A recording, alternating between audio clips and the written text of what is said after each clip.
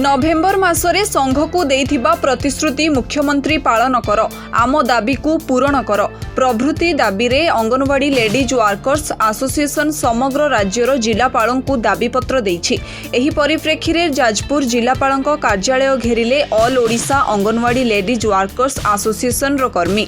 All Odisha Anganwadi ladies workers association रो जाजपुर शाखा पक्षरु विभिन्न दाबी उपस्थापन करी जिलापाल को एक दाबीपत्र प्रदान करा जायछि। दीर्घ 50 वर्ष धरी स्कीम वर्कर्स नाम रे अंगनवाड़ी कर्मी और सहकर्मी माने कार्य करी आसुथुबा बेले एही प्रोजेक्ट को उच्छेद करी नूतन नियम प्रणयन करी स्थायी करा जिबा, सुपरभाइजर पदवी रे वरिष्ठता भित्तिरे कर्मी मानकु 100% पदोन्नति करा जिबा, कर्मी मानकु 18,000 टंका प्रदान, वर्धित सहायता राशि को लागू करिबा आदि दाबी नहीं एक प्रतिनिधि दल जाजपुर जिलापाल को भेटी एक दाबीपत्र प्रधानमंत्री उद्देश्य रे प्रदान करथिले। मु दीप्तिमयी साहू आमर 10 दफा दाबी अच्छी। ता भीतर मुख्य दाबी है आमर जो 50 वर्षर स्कीम वर्कर्स अच्छी ताकू कटा जाए आमको सरकारी चाकरियार मान्यता दि जाऊ। जे पर्यंत सरकार आमको सरकारी चाकरियार मान्यता न देइछंती से पर्यंत अंगनवाड़ी कर्मी भौणी मानक 18,000 टंका मासिक दरमा दि जाऊ एवं सहकर्मी भौणी मानक 9,000 टंका मासिक दरमा प्रदान करा जाऊ।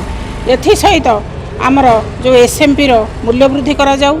आमर अवसरकालीन जो 5 लाख टंका घोषणा करा सेटा को प्रदान करा जाऊ। आउ सामाजिक सुरक्षा प्रदान करा जाऊ। गाँ कल्याण समिति अंगनवाड़ी कर्मी भौणी मानकू तांकू बाद दिया जाऊ। एहीपरि आमर बहुत माने गुडे दाबी रही। आउ नवेम्बर 16 तारिख रे आमर जो विधानसभा रे आमर जो ऑल ओडिशा रो दाबी ना जो लोअर पीएमजी रे आमर जो विधानसभा रैली करा जायतिला सेठारे आमर माननीय मुख्यमंत्री घोषणा करथिले जे से खूब शीघ्र आमर दाबी पूरण करेंगे एवं सी तांकर जो घोषणा करथिले जे वर्कर मानक 12,000 टंका आउ हेल्पर मानक 8,000 टंका प्रदान करिए बोली से ए पर्यंत भी ताकू प्रदान कले नहीं। एवं जनवरी मासरे से आमको जो गोटे स्मार्टफोन देबे बोली कहिथिले जोटा कि आमर पोषण काम करिया पई बहुत असुविधा होउची। आम मोबाइल से गुड़ाक सपोर्ट नौनी आम कम करने फिल्ड में बहुत असुविधार सम्मुखीन होचु।